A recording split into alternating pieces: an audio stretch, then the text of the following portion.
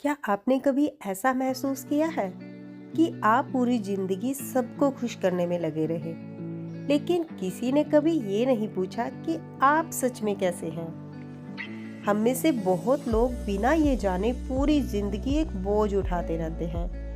किसी को ना नहीं कह पाते, छोटी सी बात पर गिल्ट महसूस करते हैं, रिश्तों में बार बार खुद को खो देते हैं। और सबसे अजीब बात, हमें लगता है कि शायद कमी हम में ही है। लेकिन अगर मैं आपसे कहूँ, हो सकता है समस्या आपकी नहीं है। हो सकता है इसकी शुरुआत उस समय हुई हो जब आप सिर्फ एक छोटे से बच्चे थे। बचपन में सुने हुए कुछ शब्द, कुछ अनदेखे आंसू और कुछ अधूरी भावनाएं समय के साथ खत्म नहीं होती, वे हमारे साथ बड़ी होती हैं और फिर हमारे हर रिश्ते, हर फैसले और हमारे आत्मविश्वास को चुपचाप प्रभावित करती रहती है। नमस्कार, मैं हूँ रूपा और आप देख रहे हैं ऑडियो मंथन बाय रूपा, जहाँ हम सिर्फ किताबों का सार नहीं समझते, बल्कि उनकी सीख को अपनी जिंदगी से जोड़कर समझते हैं। आज हम बात करने वाले हैं एक ऐसी किताब की जिसने दुनिया भर के लाखों लोगों की आंखें खोल दी। इस किताब का नाम है adult children of emotionally immature parents. इसकी लेखिका है लिंडसे सी गिब्सन, जो पिछले कई दशकों से एक क्लिनिकल साइकोलॉजिस्ट के रूप में लोगों की भावनात्मक समस्याओं पर काम करती रही है। उन्होंने अपने काम के दौरान एक बात बार बार देखी। लोग थेरेपी में आते थे और कहते थे, मुझे समझ नहीं आता कि मैं हर रिश्ते में इतना टूट क्यों जाता हूँ। मैं हर समय लोगों को खुश करने की कोशिश क्यों करता हूँ। मैं खुद से प्यार क्यों नहीं कर पाता। शुरुआत में ऐसा लगता था कि इन समस्याओं की वजह वर्तमान जीवन है, लेकिन जब वे उनके बचपन तक पहुंची तो उन्हें एहसास हुआ ज्यादातर लोगों की तकलीफ आज पैदा नहीं हुई थी, वो बचपन से उनके साथ चल रही थी। इन्हीं हजारों अनुभवों के आधार पर उन्होंने एक किताब लिखी। इस किताब का उद्देश्य माता पिता को दोष देना नहीं है, बल्कि हमें ये समझाना है कि अगर बचपन में हमारी कुछ भावनात्मक जरूरतें पूरी नहीं हुई तो उनका असर बड़े होने के बाद भी हमारे रिश्तों पर पड़ सकता है। और सबसे अच्छी बात, ये किताब सिर्फ दर्द की बात नहीं करती, बल्कि हीलिंग का रास्ता भी दिखाती है। तो आइए इस पूरी यात्रा की शुरुआत करते हैं। चैप्टर 1, क्या सच में गलती हमारी होती है? एक छोटी सी बात बताइए, क्या आपने कभी ऐसा महसूस किया है कि आप सबके लिए इतना कुछ करते हैं, लेकिन फिर भी आपको लगता है कि कोई आपको समझता ही नहीं? आप हर किसी का ध्यान रखते हैं, लेकिन जब आपकी बारी आती है तो आपकी फीलिंग्स पीछे रह जाती है। धीरे धीरे आपको लगने लगता है शायद मुझ में ही कोई कमी है। लेकिन इस किताब की सबसे पहली सीख यही है, हो सकता है कमी आप में नहीं है, हो सकता है जो आप आज महसूस कर रहे हैं उसकी शुरुआत आपके बचपन में हुई हो।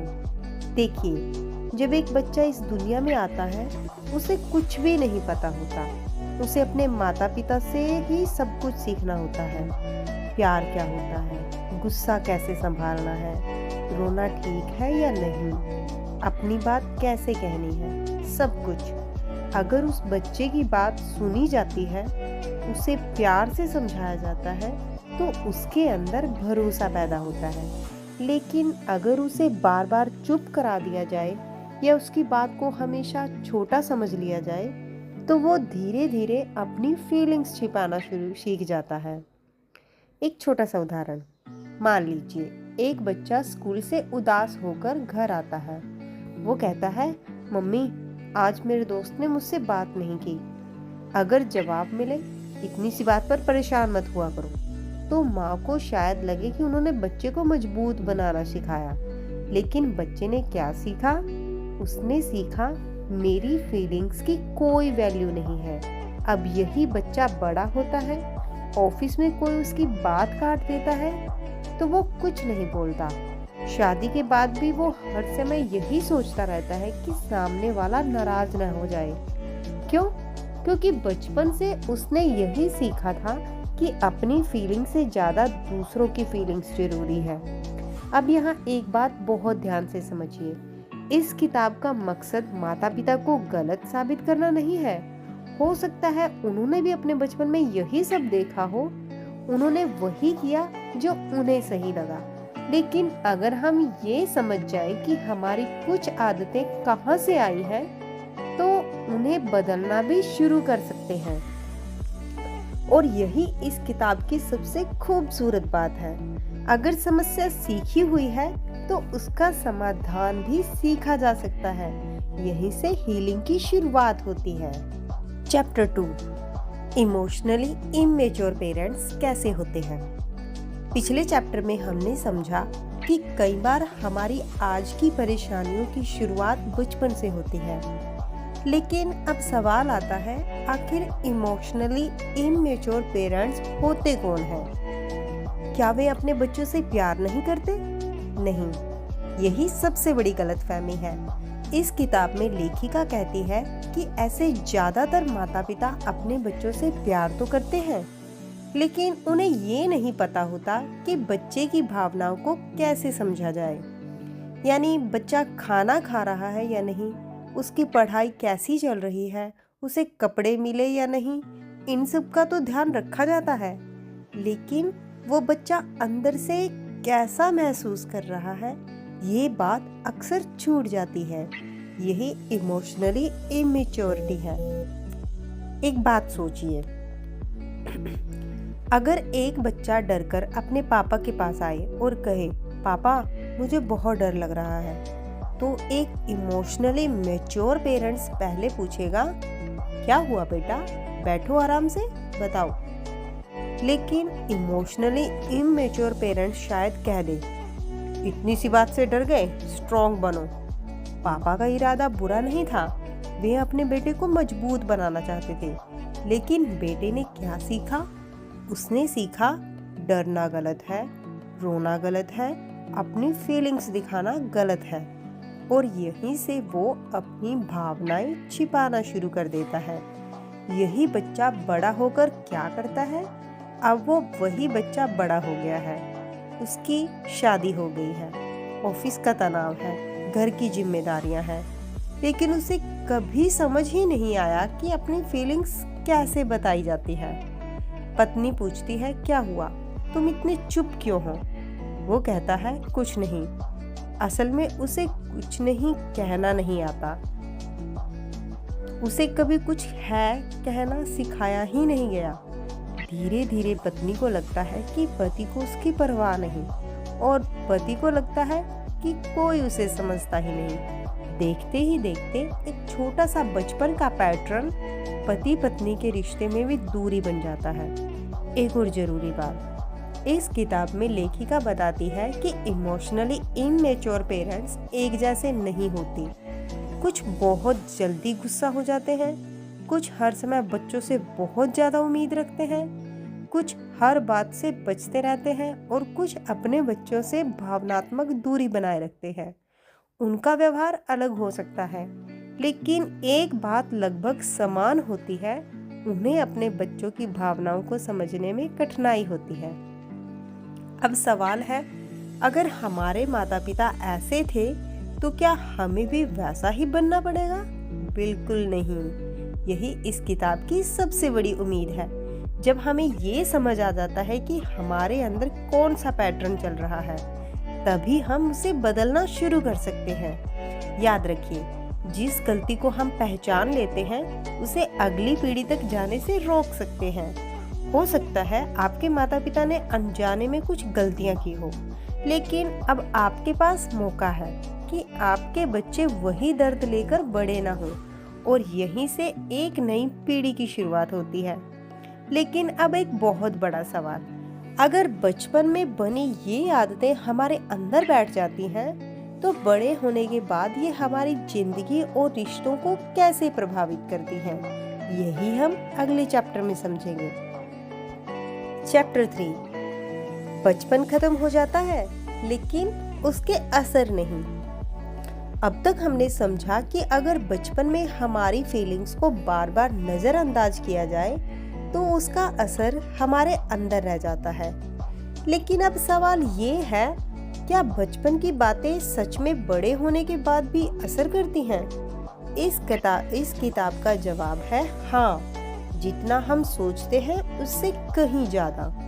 मान लीजिए एक बच्चा बचपन से यही सुनता आया, चुप रहो, ज़्यादा मत बोलो, हर बात का जवाब मत दिया करो। धीरे धीरे वो बच्चा बोलना कम कर देता है। अब वो 30 साल का हो चुका है। ऑफिस में उसका बॉस उसकी मेहनत का श्रेय किसी और को दे देता है, लेकिन वो फिर भी कुछ नहीं बोलता। घर में उसे किसी बात से दुख होता है, लेकिन वो अपने जीवन साथी से भी नहीं कह पाता। लोग कहते हैं तुम इतने चुप क्यों रहते हो, लेकिन सच ये है वह चुप रहने वाला पैदा नहीं हुआ था, उसे चुप रहना सिखा दिया गया था। यही इस किताब की सबसे बड़ी बात है।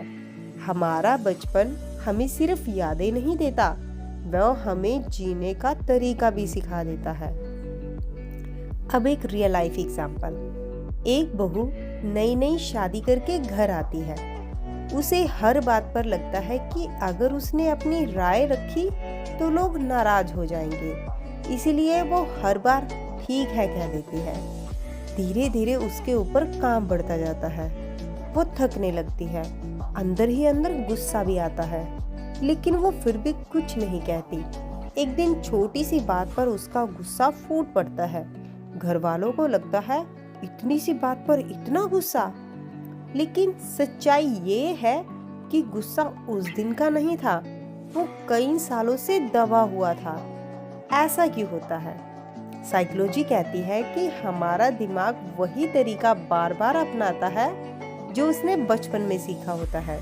अगर बचपन में आपने सीखा कि अपनी बात कहने से झगड़ा होगा, तो बड़े होकर भी आपका दिमाग वही करेगा।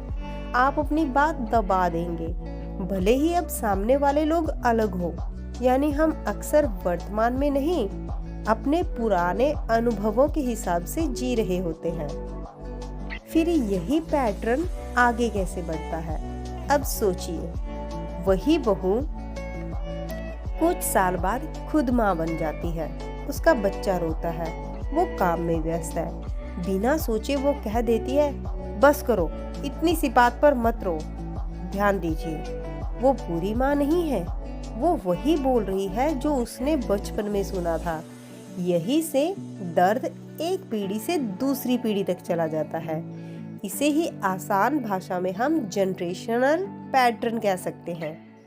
लेकिन अच्छी खबर भी है, अगर एक इंसान इस पैटर्न को पहचान ले तो यहीं से एक सिलसिला रुक सकता है। आप अपने बच्चों की बात सुन सकते हैं, उनकी फीलिंग्स को समझ सकते हैं और उन्हें ये एहसास दिला सकते हैं कि तुम्हारी बात मेरे लिए महत्वपूर्ण है। यहीं से हीलिंग सिर्फ आपकी नहीं, पूरे परिवार की शुरू होती है। और अब सबसे बड़ा सवाल, अगर हमें अपने पुराने पैटर्न समझ आ गए हैं तो उन्हें बदले कैसे? यही इस किताब का सबसे खूबसूरत हिस्सा है और यही हम अगले चैप्टर में सीखेंगे। चैप्टर 4, हीलिंग की शुरुआत कहाँ से करें? अगर इस वीडियो में आपने खुद को कहीं ना कहीं महसूस किया है तो सबसे पहले मैं आपसे एक बात कहना चाहती हूँ, अपने आप को दोष देना बंद कर दीजिए। क्योंकि अगर बचपन में किसी ने आपको अपनी फीलिंग्स समझाना नहीं सिखाया तो ये आपकी गलती नहीं थी, लेकिन अब उन्हें समझना आपकी जिम्मेदारी है। यहीं से हीलिंग शुरू होती है। पहला कदम, अपनी फीलिंग्स को पहचानिए। हम में से बहुत लोग दुखी तो होते हैं, लेकिन उन्हें ये नहीं पता होता कि वे दुखी क्यों हैं। कोई कुछ कह देता है और पूरा दिन खराब हो जाता है, लेकिन अगर कोई पूछे क्या हुआ तो जवाब होता है पता नहीं। इसीलिए सबसे पहला काम है, जब भी कोई बात आपको हर्ट करे तो तुरंत रिएक्ट मत कीजिए। बस 1 मिनट रुकिए और खुद से पूछिए, मुझे अभी कैसा महसूस हो रहा है? गुस्सा, दुख, डर या फिर रिजेक्शन? जब आप अपनी फीलिंग्स का नाम देना सीख जाते हैं तो उन्हें संभालना भी आसान हो जाता है। दूसरा कदम, ना कहना सीखिए। इस किताब की एक बहुत बड़ी सीख है, हर बार हाँ कहना प्यार नहीं होता। अगर आप हर किसी को खुश करते रहेंगे तो एक दिन खुद से दूर हो जाएंगे। मान लीजिए आप पूरे दिन ऑफिस में काम करके आए हैं, बहुत थके हुए हैं, तभी किसी रिश्तेदार का फोन आता है, आज ही हमारे घर आ जाओ। आपका बिल्कुल मन नहीं है, लेकिन फिर भी आप चले जाते हैं। क्यों? क्योंकि आपको डर है, अगर मैंने मना कर दिया तो लोग क्या सोचेंगे। अब जरा सोचिए, आपने दूसरों को खुश कर दिया लेकिन खुद को थका दिया।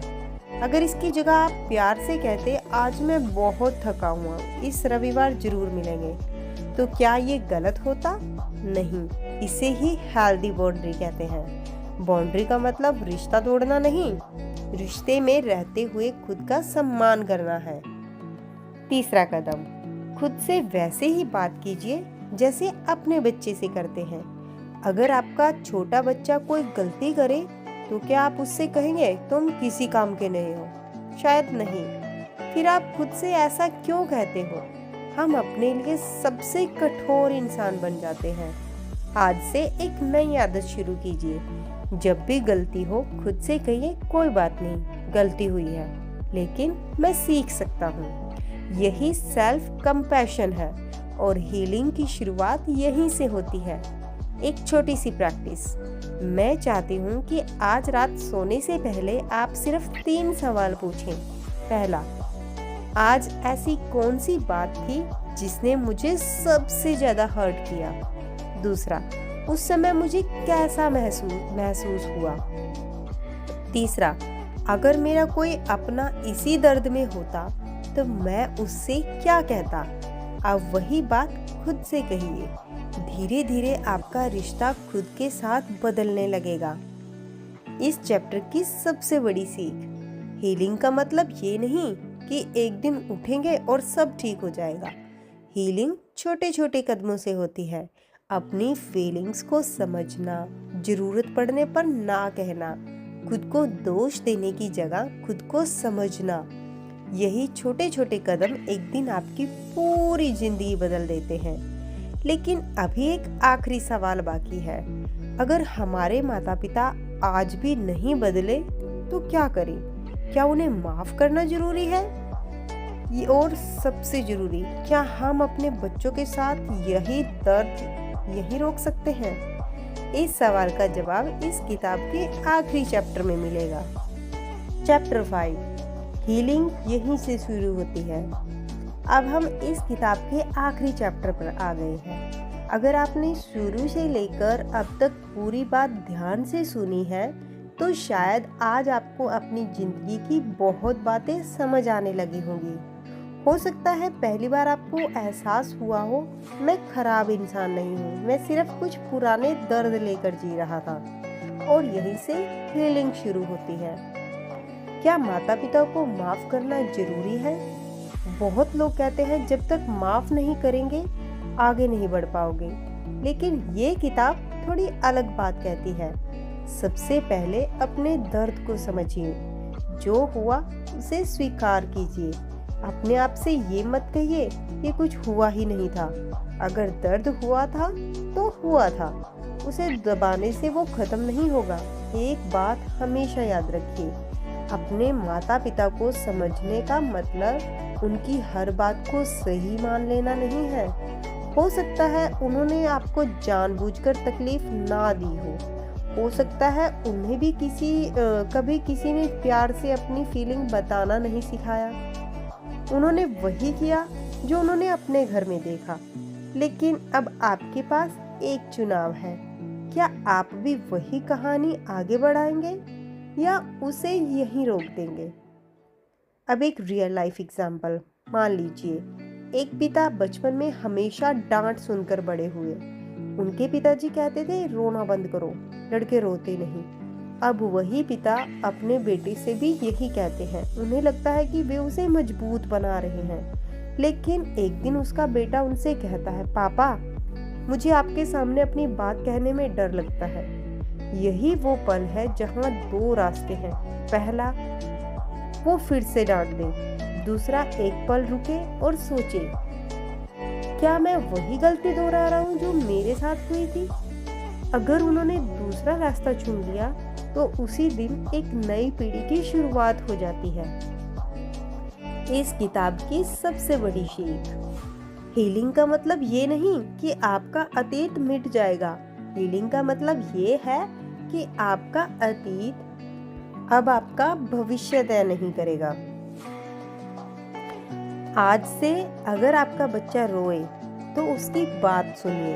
अगर आपका जीवन साथी दुखी हो तो उसे समझने की कोशिश कीजिए, सिर्फ जवाब मत दीजिए।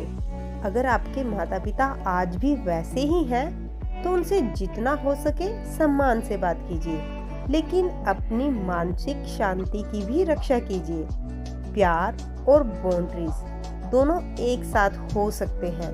एक छोटी सी प्रैक्टिस, आज रात एक कॉपी लेकर बैठिए, उसमें सिर्फ 3 बातें लिखिए। पहली, मेरे बचपन की कौन सी बात आज भी मुझे सबसे ज्यादा तकलीफ देती है। दूसरी, मैं अपने बच्चों, अपने जीवन साथी या अपने परिवार के साथ वही गलती दोबारा नहीं दोहराऊंगा। तीसरी, आज से मैं खुद के साथ कैसा व्यवहार करना चाहता हूँ। इन तीनों सवालों के जवाब आपकी हीलिंग जर्नी की शुरुआत बन सकती है। इस किताब ने हमें सिखाया कि हर दर्द दिखाई नहीं देता, हर माता पिता बुरे नहीं होते, लेकिन हर माता पिता भावनात्मक रूप से मैच्योर भी नहीं होते। बचपन के अनुभव हमारे रिश्तों को गहराई से प्रभावित करते हैं, लेकिन इंसान बदल सकता है, नई आदतें सीख सकता है और सबसे जरूरी, अपने बच्चों को वह बचपन दे सकते हैं जो उसे कभी नहीं मिला। याद रखिए, आप अपने अतीत को बदल नहीं सकते, लेकिन आप ये जरूर तय कर सकते हैं कि आपके बाद आने वाली पीढ़ी का बचपन कैसा होगा। और शायद यही इस किताब का सबसे सुंदर संदेश है। यही हीलिंग है, यही इमोशनल मैच्योरिटी है और यहीं से एक खुशहाल परिवार की शुरुआत होती है। शायद इस वीडियो ने आपको आपके माता पिता की नहीं, बल्कि आपके अंदर छिपे हुए उस छोटे बच्चे की याद दिलाई होगी जो आज भी बस इतना सुनना चाहता है, मैं तुम्हें समझता हूँ। दोस्तों, इस किताब को पढ़ने के बाद मैं आपसे एक बात अपने दिल से शेयर करना चाहती हूँ। मैं ये वीडियो सिर्फ इसलिए नहीं बना रही कि मैंने एक किताब पढ़ी है। मैं ये वीडियो इसलिए बना रही हूँ क्योंकि मैंने इस किताब को अपनी जिंदगी में जिया है। मेरा अपना बच्चा भी बहुत दर्द और ट्रॉमा से भरा हुआ था। उस समय मुझे कभी समझ ही नहीं आया कि प्यार कैसे जताया जाता है, बच्चे की फीलिंग कैसे समझी जाती है। और यही वजह थी कि जब मैं खुद माँ बनी तो अनजाने में वही पुराने पैटर्न अपने बच्चों के साथ दोहराने लगी। मुझे आज भी एक घटना बहुत अच्छी तरह याद है। मेरी बेटी लगभग 3.5 साल की थी जब मेरा बेटा सिर्फ 1 साल का। एक दिन मेरे बेटे ने उसकी पसंद का खिलौना मांगा। मेरी बेटी वो खिलौना अपने पीछे छिपाकर कह रही थी, नहीं ये मेरा है, मैं नहीं दूंगी। आज मैं समझती हूँ कि शायद उसे खिलौने से ज़्यादा अपनी जगह खोने का डर था। उसे लग रहा था कि मम्मी अब सिर्फ छोटे भाई को ही प्यार करती है। लेकिन उस समय मुझे ये समझ नहीं आया। मैंने उसे डांटा, एक थप्पड़ मारा और उसके हाथ से खिलौना छीनकर अपने बेटे को दे दिया। उस दिन मुझे लगा कि मैं सही कर रही हूँ, लेकिन मुझे नहीं पता था कि उस छोटी सी बच्ची के दिल में उस दिन एक दर्द जमा हो गया। ऐसी ना जाने कितनी छोटी छोटी घटनाएं थी जिन्हें मैं भूल गई, लेकिन मेरा बच्चा नहीं भूल पाया। फिर समय बीतता गया, मेरी बेटी बड़ी हुई और जब वो लगभग 14 साल की हुई तो मुझे महसूस होने लगा कि हमारे बीच बहुत दूरी आ गई है। मैं सोचती थी मैं तो इससे इतना प्यार करती हूँ, फिर ये मुझसे इतनी दूर क्यों होती जा रही है। उसी समय मेरी मेडिटेशन और स्पिरिचुअल जर्नी चल रही थी। तो एक दिन ध्यान में मुझे जैसे अपने ही जीवन के बहुत सारे दृश्य याद आने लगे। मुझे अपनी बेटी का बचपन याद आने लगा। वो पल जब मैंने उसे डांटा, जब उसकी बात नहीं सुनी, जब उसे सजा दी और पहली बार मुझे समझ आया मैं अपनी बेटी के साथ वैसा व्यवहार नहीं कर रही थी जैसा वो डिजर्व करती थी। मैं वही दोहरा रही थी जो मैंने अपने बचपन में देखा और सहा था। उस दिन मैंने अपनी बेटी को नहीं, सबसे पहले खुद को समझा और शायद वहीं से मेरी हीलिंग शुरू हुई। इस किताब ने मुझे एक बहुत बड़ी बात सिखाई। हम अपने बच्चों के साथ वही नहीं करते जो सही होता है, हम अक्सर वही करते हैं जो हमने बचपन में सीखा होता है। लेकिन अच्छी बात ये है, अगर हम इस पैटर्न को पहचान लें तो हम इसे यही रोक सकते हैं। आज मैं हर माता पिता से सिर्फ एक बात कहना चाहती हूँ, बच्चे सिर्फ हमारी बातें याद नहीं रखते, वे ये याद रखते हैं कि हमने उन्हें कैसा महसूस कराया था। और किसी भी माता पिता की असली सफलता सिर्फ ये नहीं है कि उसका बच्चा कितना सफल बना या कितने पैसे कमा रहा है, बल्कि ये है क्या आपका बच्चा बड़ा होकर आपके पास अपने मन की बात लेकर आता है। क्या वो आपकी इज्जत सिर्फ इसलिए करता है कि आप उसके माता पिता हैं, या इसलिए करता है क्योंकि उसके दिल में आपके लिए सचमुच प्यार और विश्वास है। अगर इस वीडियो ने आपको एक पल के लिए भी अपने बचपन, अपने बच्चों या अपने रिश्तों के बारे में सोचने पर मजबूर किया है, तो मेरा मानना है कि इस किताब का संदेश अपने सही स्थान तक पहुंच गया। अगर आपको लगता है कि ये वीडियो किसी ऐसे इंसान तक पहुंचनी चाहिए जो अपने परिवार को बेहतर बनाना चाहता है, तो इसे जरूर शेयर कीजिए। अगर आप भी किताबों के माध्यम से अपनी सोच, अपने रिश्तों और अपनी जिंदगी को बेहतर बनाना चाहते हैं, तो ऑडियो मंथन बाय रूपा से जरूर जुड़िए, क्योंकि यहाँ हम सिर्फ किताबें नहीं पढ़ते, हम अपनी जिंदगी का मंथन करते हैं। मैं हूँ रूपा, आपसे फिर मुलाकात होगी एक नई किताब, एक नई सीख और एक नई जीवन यात्रा के साथ। तब तक अपना और अपने अपनों का ख्याल रखिए। नमस्कार।